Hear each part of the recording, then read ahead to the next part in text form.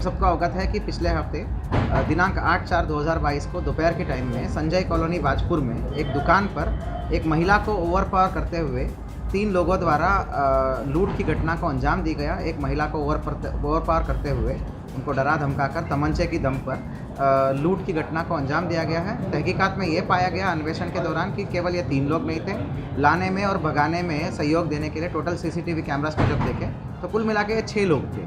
तो विभिन्न पुलिस की टीमें, बाजपुर की संपूर्ण थाने की विभिन्न टीमें और सर्कल बाजपुर की संपूर्ण पुलिस टीम और लीडरशिप में CO बाजपुर थे एंड ओवरऑल ऑपरेशन को सुपरवाइज SP काशीपुर और मेरे द्वारा स्वयं किया जा रहा था। तो उसमें कुल मिला के 350 से भी अधिक CCTV कैमरा पुलिस टीमों ने देखी। तो इससे अभियुक्तगण का साफ चेहरा, हुलिया सब कुछ पता चल गया, फ़ोटो पता चल गया। तो इसके बाद जो है टेक्निकल और मैनुअल आधार पर भी तो काम कर लिया गया। इसी का जो नतीजा है कि कल शाम को हमको एक सफलता हासिल हुआ, जिसमें दोराहा क्षेत्र में से 4 अभियुक्तों को हमने पकड़ा। तो चंद्रपाल, हरिकिशन, उदयपाल और सौरभ। तो इसमें वारदात में लूटी गई 12,000 रुपये नकदी, 2 आदत तमंचे, 2 कारतूस और घटना में प्रयोजित किए गए 2 मोटरसाइकिल भी बरामद हुआ है। पूछताछ पर इन्होंने बताया कि सौरभ जो है लोकल बाजपुर का निवासी है, यहीं पर रहता था कई सालों से। उसी के द्वारा इस घटना का आयोजन किया गया, बाहर के क्रिमिनलों को बुलाया गया, ठीक है, और उनसे ये घटना को अंजाम दी गई। सौरभ और 5 अन्य बाहरी क्रिमिनल्स द्वारा ये घटना को अंजाम दिया गया है। कुल मिला के अच्छी सफलता मिली हुई है। 4 अभियुक्त जो घटना में सम्मिलित थे उनका अरेस्टिंग हो गया है और 2 अभियुक्त अभी भी फरार है, नेकपाल और सतीश, जो हार्डकोर क्रिमिनल्स है और विभिन्न स्टेट्स में, दूसरे राज्यों में संगीन धाराओं में उनके विरुद्ध मुकदमा है। पुलिस टीम प्रयासरत है और शीघ्र ही हम गिरफ्तारी उनका भी करेंगे। मेरे तरफ से 1,000 रुपये का पुलिस इनाम है पुलिस टीम को, और DIG सर को भी मैं लेटर लिख रहा हूं कि वो भी उचित धनराशि या किसी भी प्रकार का इनाम पुलिस टीम को दे, इसलिए हम भी अनुरोध करेंगे। अपराधी कितना भी बड़ा हो, उत्तराखंड सरकार के दौरान हमारी पुलिस की व्यवस्था से बच नहीं सकता, ये प्रमाण है। दिन रात मेहनत करके उत्तराखंड पुलिस के जवानों ने, बाजपुर पुलिस ने, उधम सिंह नगर पुलिस ने जिस तरीके से इस जघन्य अपराध का जो है खुलासा किया है, दिन दहाड़े जो चोरी हुई थी उसका जो है खुलासा किया है, मैं पूरी पुलिस परिवार का सबका धन्यवाद करता हूं। और निश्चित रूप से जो हमारा कमिटमेंट है सुरक्षा व्यवस्था, एक अच्छी सुरक्षा व्यवस्था देना, एक आम आदमी की सरकार देना, ये उसी को जो है पूर्ण रूप से जो है उसका स्वरूप इसमें देखने को मिलता है। आज पूरी पुलिस की टीम बधाई की पात्र है। देहरादून के राजपुर थाना क्षेत्र में आज से 2 महीने पहले एक पति पत्नी पश्चिम बंगाल से रहने पहुंचे थे, लेकिन अज्ञात कारणों के चलते पति अजरुल अपनी पत्नी रिफैन की हत्या कर मौके से फरार हो गया था, जिसके बाद पुलिस ने इस मामले को लेकर बंगाल भागोन बखाली थाने में पूछताछ की तो जानकारी मिली कि अजरूर ने आत्महत्या कर ली है। संवाददाता मनोज कुमार की रिपोर्ट। जो राजपुर थाना क्षेत्र में एक बॉडी मिली थी महिला की, तो इसमें जो सस्पेक्ट था हमारा, जो परिस्थिति जन्य जो साक्ष्य मिले थे, इसके आधार पर हम जिसको सस्पेक्ट मान रहे थे, तो उसके हमने शिनाख्त करने के बाद ये पता चला कि वो जो व्यक्ति अजरुल लश्कर है, ये पश्चिम बंगाल में वापस जाने के बाद इसने सुसाइड अटेम्प्ट कर लिया है। 3 फरवरी को इसकी सुसाइड की रिपोर्ट जो है पुलिस को मिली है। क्यों चैंपियन, कैसी थी तुम्हारी आज की रेस? सेकंड आया। ओह, अरे पोता किसका है? देवरपन पुदीना ब्लास्ट। मम्मी ये आपके लिए देवरपन चिप्स टैंगी टमाटो। दादाजी आप ये ट्राई करो, देवरपन चिप्स क्रीम अनियन। कितने रनर से रेस में पार्टनर? 2। देवरपन क्रिस्पी क्रंची चिप। मस्ती से खोल, मस्ती में बोल। तेरे दीदार का नशा भी अजीब है, तू ना दिखे तो दिल तड़पता है और तू दिखे तो नशा और चढ़ता है। मेरे प्यारे श्री बालाजी महाराज, इसी भावना के साथ आज हनुमान जयंती के अवसर पर हल्द्वानी में श्री बालाजी मंदिर समिति रूपनगर की ओर से भव्य शोभा यात्रा निकाली गई, जिसमें कई श्रद्धालुओं ने बढ़ चढ़कर भाग लिया। इस दौरान भगवान हनुमान के पंचमुखी रूप, भव्य राम दरबार व आकर्षक झांकियां आकर्षण का केंद्र रही। संवाददाता दीपक अधिकारी की रिपोर्ट। 16 तारीख पूर्णिमा है और श्री बजरंगबली महाराज का ये जन्म दिवस का प्रोग्राम है, क्योंकि कहा गया है कि चैत सुदी पूनम मंगल को जन्मवीर ने पाया था। ये चैत के महीने की जो पूर्णिमा होती है उस दिन बजरंगबली महाराज का जन्म हुआ है। तो हम बालाजी मंदिर से जुड़े हुए लोग हैं। मैं बालाजी महाराज का सेवक हूँ और कल उनका जन्मदिन जो है बड़ी धूमधाम से मनाया जाएगा। आज हमने उनके जन्मदिन के उपलक्ष्य में जो है ये शोभा यात्रा प्रारंभ की है। ये आज ये लक्ष्मी शिशु मंदिर स्कूल जब प्रारंभ होगी और कालाडूंगी चौराहे होते हुए, मुखानी होते हुए मंदिर प्रांगण में पहुंचेगी और तत्पश्चात वहाँ जितने भी इस प्रोग्राम में जितने भी लोग यहाँ शामिल हैं, जितने भी भक्तजन शामिल हैं, उनके वहाँ भंडारे का प्रोग्राम है। सब भोजन करके प्रसाद ग्रहण करके ही अपने घर जाएंगे। लाल कुआं के हल्दू चौड़ स्थित अंग्रेजी शराब की दुकान को बदमाशों द्वारा लूटे जाने का मामला प्रकाश में आया है। बीती रात बदमाशों ने शराब के ठेके पर काम करने वाले सेल्समैन के साथ मारपीट की और वहां पर जमकर तोड़फोड़ करते हुए वे गले में रखे 6 लाख रुपए से ज्यादा कैश को लेकर फरार हो गए। संवाददाता सचिन गुप्ता की रिपोर्ट। सूचना प्राप्त हुई है कि ये हमारा जो क्षेत्रीय यहाँ पे हल्दू चौड़ में जो ठेका है उसमें कुछ लोगों द्वारा रात को तोड़फोड़ की गई तथा ये जिस तरह से बताया जा रहा है कि जो कैश था उसको भी लूटने की कोशिश की गई है। इस संबंध में हमारी जो पुलिस की टीम है मौके स्थल पे पहुंच गई है। इस संबंध में तोड़फोड़ की तो भी पुष्टि हो पाई है तथा आबकारी निरीक्षक और इनको बुला के वहाँ पे चेकिंग की जा रही है कि क्या क्या लॉस हुआ है, क्या है, और इस पर शिकायत प्राप्त हो गई है। आगे कानूनी कार्रवाई की जाएगी। इसमें अभी जैसे शिकायत प्राप्त हुई है, घटनास्थल का निरीक्षण करके इसकी पुष्टि करते आगे कानूनी कार्रवाई की जाएगी। जिस तरह से अभी सूचना और उससे इन्वेस्टिगेशन से पता चला है कि वहाँ पे इनका कुछ लेन देन की परेशानी पहले से ही चल रही थी, जिसके कारण कल रात को 4 युवकों द्वारा वहाँ पे जाके कुछ तोड़फोड़ करने की कोशिश की गई तथा कुछ गाली गलौज भी हुई है। तो इस संबंध में ही आगे इन्वेस्टिगेशन करके जितने भी साक्ष्य प्राप्त करके कार्रवाई की जाएगी। मैं हल्दू चौड़ दुकान में सेल्समैन का काम करता हूँ। कल रात यहाँ पे 9:55 में एक UK04 AJ 7676 नंबर की निशान कार आई, जिसमें कुछ अज्ञात युवक कार से निकले, जिसमें गाड़ी का स्वामी मालिक रोहित दुमका था और वो अपने कुछ युवकों के साथ दुकान के अंदर घुसा। दुकान में घुसते ही उसने कुछ पिस्टल टाइप के सामान निकाला और सेल्समैनों के ऊपर रखने लगा और उसके कुछ अज्ञात साथी दुकान में पेटियाँ फोड़ने लगे और एक साथी उसका गले में जाके कैश वैश निकालने लगा। 6,20,000 से ऊपर का ही कैश है। शराब सर कम से कम सर अभी आबकारी आई है तो वो स्टॉक मेंटेन करके पूरा आपको विवरण मिल जाएगा उसका कितना माल ले गए करके। सर कम से कम 11 लाख से ऊपर का मामला है। सर मामले में तहरीर दे दी और अज्ञात युवक जो आया था वो कह रहा था कि भैया सरकार हमारी है, विधायक हमारा है, जिसको जो करना है वो कर लीजिए। कौन युवक है? ये युवक सर रोहित दुमका हैं, ये भाजपा के वरिष्ठ नेता भी हैं यहाँ पे। सर हमने ये यहाँ पे लाल कुआं में इसकी तहरीर दी गई है, अब प्रशासन इस पर अपनी कार्रवाई में लगा हुआ है। मैं हल्दू चौड़ में दुकान में वाइन शॉप की नौकरी करता हूँ। ये दुमका जी है करके, दुमका नाम से है। क्या लूटपाट हुआ थी? इनने दुकान में घुसे, धारदार हथियार से हम पर हमला किया।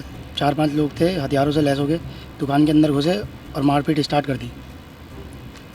वो दुकान फोड़ गए और दारू की पेटियाँ ले गए और कैश वैश रखा था। कितना कैश लगे? 6-6.5 लाख रुपए समथिंग कैश था दुकान में।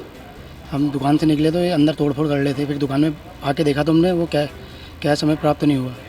पुलिस को सूचना दी कल रात कोतवाली में। क्या कार्रवाई की मांग कर रही थी कि ये सब इससे पहले भी वो दुकान में इनका पता नहीं पुरानी आपसी रंजिश का मामला था। कुछ हथियार भी निकले? हथियार तमंचे धारदार हथियार रखे थे। 4-5 लोग थे, इकट्ठे अंदर घुसे और मारपीट कर दी। आप लोगों ने कैसे जान बचाई? हम लोगों ने दुकान के बाहर से जो शटर है, शटर के नीचे से निकल के जान बचाई उनसे। हल्द्वानी में डीजी हेल्थ तृप्ति बहुगुणा का कहना है कि कोविड की तीसरी लहर के बाद अगर कोरोना की चौथी लहर आती है तो उससे निपटने के लिए उत्तराखंड पूरी तरह तैयार है और इसके लिए अब पीएचसी और सीएचसी को भी तैयार किया जा रहा है। साथ ही आईसीयू के लिए भी विशेषज्ञ डॉक्टरों की तैनाती के लिए प्रशिक्षण और मॉक ड्रिल की जा रही है। संवाददाता दीपक अधिकारी की रिपोर्ट। चौथी लहर जिस तरह की आशंका जताई जा रही है, कुछ केसेस भी देश के अंदर बढ़े हैं।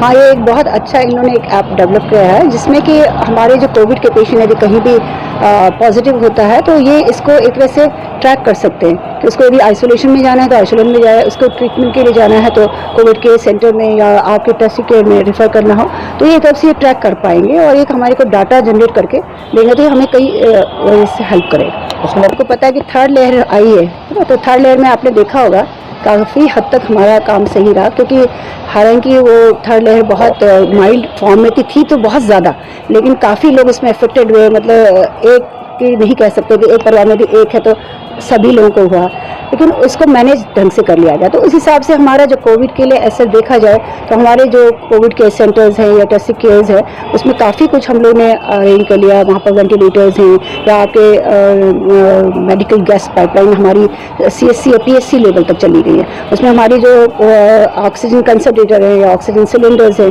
वो आपके हमारी पेरीफ्री तक चली गई। तो आज के दिन में हम यदि कहें कि हमें इनिशियल स्टेज में यदि हमको कोई ट्रीटमेंट देना हो तो PSC CSC लेवल पे भी दे सकते हैं, फिर हम फर्दर उनको रेफर करना होगा। तो हमारे हर डिस्ट्रिक्ट एंड सब डिस्ट्रिक्ट हॉस्पिटल में ICUs जो हैं हमारे डेवलप हो गए। हाँ, ICU चलाने के लिए हमारे जो डॉक्टर्स हैं उन्हीं को हम लोगों ने ट्रेन किया क्योंकि ट्रेनिंग हमारे एम्स में होती है। यहाँ हमारे जो मेडिकल कॉलेज हैं, सुशीला तिवारी है, दून मेडिकल कॉलेज है या श्रीनगर मेडिकल कॉलेज है, वहाँ पर इन लोगों को ट्रेनिंग दी जाती है और हमारी इस बीच में मॉक ड्रिल भी हो रही है जिससे कि हम लोग अपडेट हो रहे हैं क्योंकि स्पेशलिस्ट की वाकई में कमी है और ICUs चलाने के लिए हमारे ऊपर डेडिकेटेड डॉक्टर्स होने चाहिए।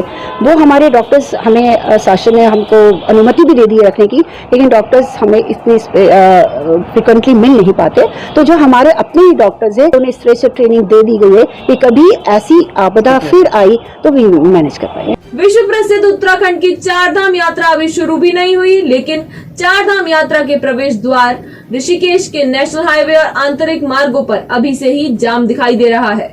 ऐसे में जयराम आश्रम के परमाध्यक्ष ब्रह्म स्वरूप ब्रह्मचारी ने हनुमान जयंती के मौके पर आश्रम पहुंचे वित्त मंत्री प्रेमचंद अग्रवाल से यात्रा मार्ग पर जाने वाले श्रद्धालुओं के वाहनों के लिए बाईपास और श्यामपुर फाटक पर फ्लाईओवर का निर्माण शीघ्र कराने की मांग की है। संवाददाता दीपक नारंग की रिपोर्ट। हमारे प्रदेश के फाइनेंस मिनिस्टर प्रेम अग्रवाल जी भी हैं। मैं इनसे एक आग्रह करूंगा, सबके सामने आग्रह करना चाहता हूं, जो आज पूरे प्रदेश में हरिद्वार जिले में, देहरादून जिले में, ऋषिकेश में जाम की व्यवस्था, जाम से हमें जूझना पड़ रहा है। इसको देखते हुए ऋषिकेश के चारों तरफ एक रिंग रोड होना चाहिए जिससे बाहर से आने वाला यात्री जो चारों धाम जाता है वो सीधा बाहर का बाहर निकले। जो ऋषिकेश लक्ष्मण झूला आता है वो शहर के अंदर आराम से आ जा सके, ऐसी व्यवस्था में इस बात को लेकर उत्साही भी हूँ और मेरी सरकार भी उत्साही है कि इस बार कोरोना के जो 2-2.5 साल गए हैं उसके बाद एक बहुत सुंदर मौका हमें मिला है कि बहुत सुंदर 4 धाम यात्रा होने वाली है। आप आज देखिए 3-4 दिन की छुट्टियाँ हैं, किस प्रकार से जो पर्यटक हैं और तीर्थ यात्री हैं अब हमारे इस और उमड़ के आ रहे हैं। तो एक संकेत है कि आने वाली 4 धाम यात्रा बहुत अच्छी होगी, बहुत उत्साहवर्धक होगी और निश्चित रूप से हमारे सरकार के लिए, हमारे प्रदेशवासियों के लिए ये एक सुंदर मौका है कि हम एक आने वाले पर्यटकों के लिए, तीर्थ यात्रियों के लिए, उनके लिए बहुत अच्छा व्यवस्था करें ताकि आने वाले समय में ये यात्रा और आगे बढ़े। धारचूला में लगातार जनता की शिकायत और यातायात की अव्यवस्था, तेज रफ्तार व गाड़ी के अन्य आवश्यक दस्तावेज न होने पर पिथौरागढ़ के एआरटीओ ने कैंप लगाकर तवाघाट चौराहे पर ज्यादा स्पीड के 30 चालान और लाइसेंस में 20 चालान किए। संवाददाता नदीम परवेज की रिपोर्ट। अल्मोड़ा आरटीओ महोदय के निर्देशन में परिवहन विभाग द्वारा धारचूला के दुर्गम एरिया हेतु इंटरसेप्टर वाहन भेजा गया, जिसमें without permit, without license, without fitness गाड़ियों का चालान किया गया। साथ ही इस क्षेत्र में शिकायतें मिल रही थी कि कुछ वाहन स्वामी द्वारा जनता से ज़्यादा किराया वसूला जा रहा है। उस हेतु कई वाहनों का चालान भी किया गया और इनको चेतावनी दी गई कि भविष्य में अगर ऐसी घटना की पुनरावृत्ति होती है तो कठोर कार्रवाई की जाएगी। अल्मोड़ा में नाबार्ड द्वारा गठित मां मृत्युंजय निधि स्वायत्त सहकारिता पनुवानौला धौलादेवी के संचालन मंडल की PMIC बैठक पटोरिया फार्म आरतोला में आयोजित की गई। इस दौरान जिला विकास प्रबंधक नाबार्ड गिरीश पंत ने कहा कि उनके द्वारा निरीक्षण कर आगामी वर्ष के लिए कार्य योजना बनाने के निर्देश दिए गए हैं।